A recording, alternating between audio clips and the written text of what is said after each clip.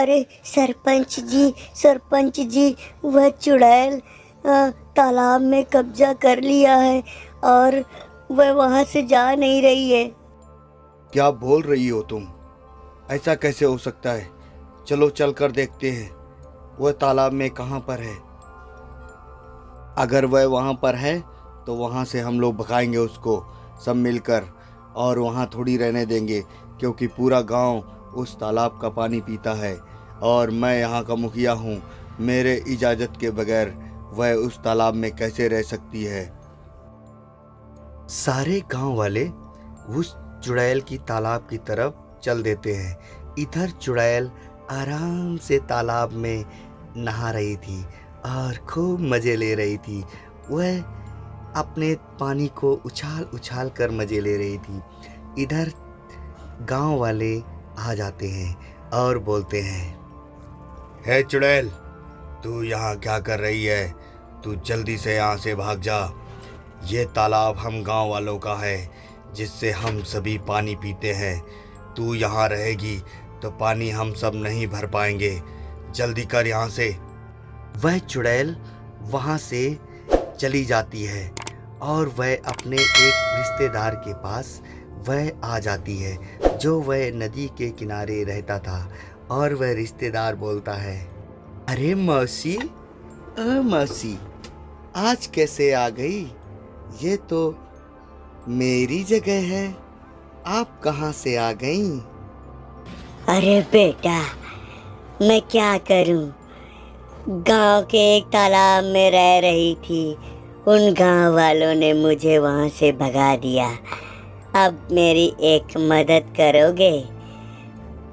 वह चुड़ैल उस छोटे से भूत को लेकर वह गांव की तालाब की तरफ चल देती है और थोड़ी ही देर में वह तालाब के पास आ जाते हैं और आकर बोलती है, ये है मेरा तालाब।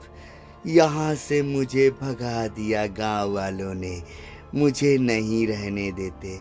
इसका पानी इतना ठंडा है कि आराम से मैं रह रही थी और बहुत मज़ा आ रहा था कि तभी अचानक पूरे गांव वाले वहां पर आ जाते हैं और आकर वह बोलते हैं, ए चुड़ैल, तू फिर आ गई इधर। तू जल्दी से यहाँ से भाग जा इस भूत को लेकर।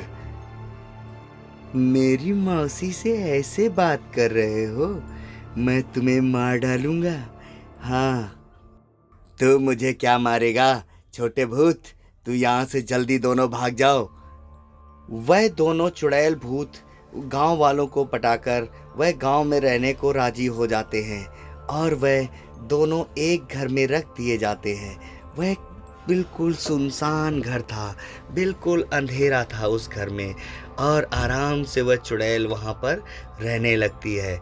वह छोटा भूत अपनी मौसी चुड़ैल से बोलता है, अरे मौसी, ओ मौसी, क्या है? तू क्यों इतना बुलाता रहता है मौसी मौसी? मुझे तो तालाब से निकाल दिया गया और तू यहाँ पे मौसी मौसी कर रहा है इस अंधेरे से घर में। वह उससे खाने को बोलता है कि वह खाना उसे दे, और वह चुड़ैल उसके लिए खाना जल्द से जल्द बना देती है और वह दबा के खाना खाता है और खूब खाता है। अरे आज तो मेरा पेट भर गया। अरे मेरे लिए भी कुछ छोड़ेगा? खुद ही खा लेगा? मेरे लिए भी तो कुछ छोड़, मैं भी तो भूखी हूँ। मेरे लिए छोड़, तू यहाँ से जा अभी। इधर गांव वाले मुखिया और सब संगठित होते हैं और वह प्लान बनाते हैं। बोलते हैं, यार हरिया, इस चुड़ैल को तो हम गांव में नहीं रहने देंगे, क्योंकि ये खतरा है।